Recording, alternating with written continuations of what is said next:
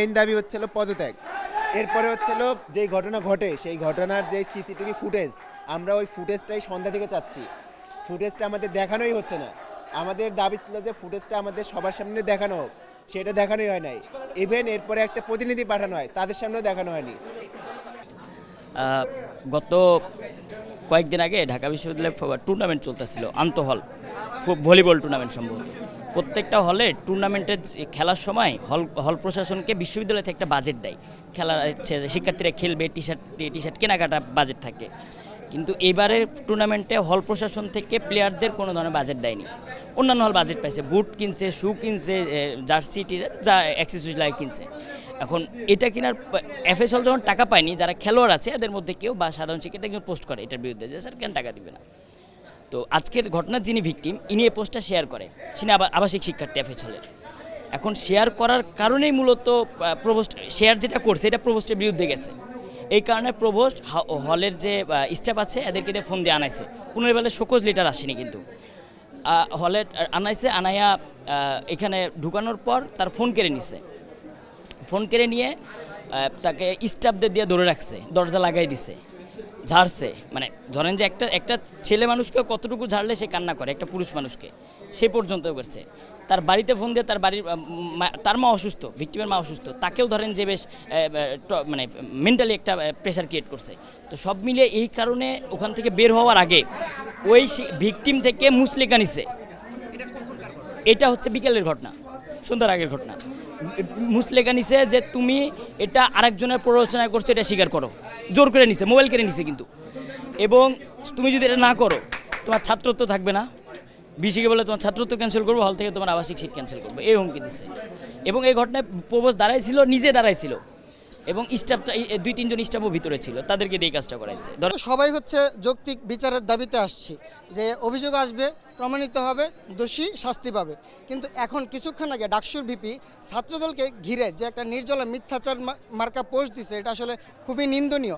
এবং আপনারা খেয়াল করবেন, আমাদের এফএইচ হলের স্টুডেন্ট যতগুলো না আছে, শিবির রাতের বেলা আমাদের শাটল অন করে বিভিন্ন হল থেকে তাদের জনশক্তি নিয়ে আসছে।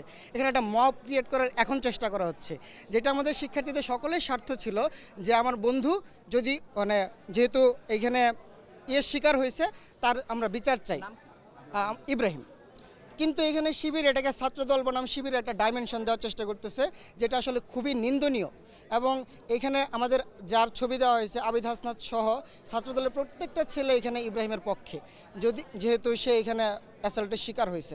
তো এখানে প্রভোস্টের পক্ষ নেওয়া বা যে অপরাধ করছে তার পক্ষ নেওয়ার কোনো সুযোগই নেই। কিন্তু ডাকসুর ভিপি তার অভ্যাসই হচ্ছে মিথ্যা কথা বলা, এবং হচ্ছে তার স্বাভাবিকভাবেই শিবিরের মুনাফিকি চরিত্র আপনারা জানেন।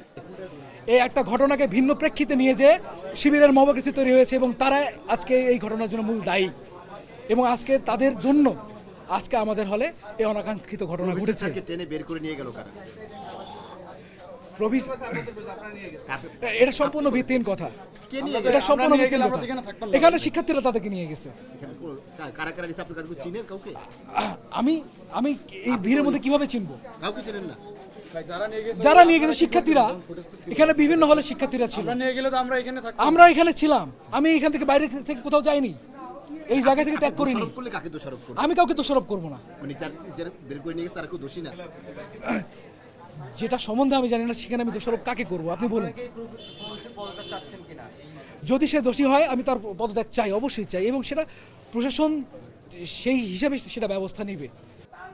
সেই ফুটেজ আমরা দেখতে আসছি, কিন্তু 6 ঘন্টা ধরেও আমাদেরকে সেই ফুটেজ দেখানো হয় নাই, এবং পরবর্তীতে আমাদেরকে সেই ফুটেজ না দেখিয়েই প্রভোস্টকে নিয়ে এখান থেকে পালানোর চেষ্টা করা হয়েছে, এবং অন্যান্য হল থেকে আরো অনেককে নিয়ে আসা হয়েছে, যাদের মাধ্যমে এখানে আমি ব্যক্তিগতভাবে যাকে চিনি সে হচ্ছে শহীদুল্লাহ হলের সদস্য সচিব জুনায়েদ।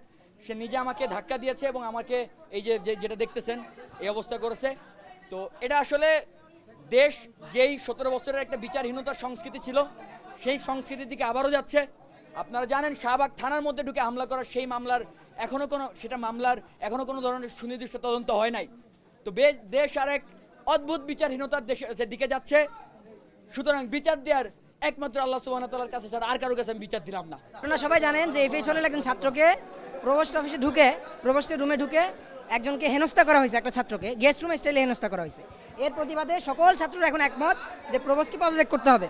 এই পদত্যাগ ঠেকানোর জন্য প্রভোস্ট ইলিয়াস মামুনকে পদত্যাগ ঠেকানোর জন্য এখানে প্রক্টর স্যার আছে, সহকারী প্রক্টর 7-8 জন আছে, প্রভিসি 12 জন আছে, সবাই প্রভোস্টকে ডিফেন্ড করতে যাচ্ছে এবং সবাই তারা যাচ্ছে প্রভোস্টকে নিয়ে প্রভোস্ট অফিস থেকে বেরো যেতে। এই জন্য আমরা এই তালা মেরে রাখছি।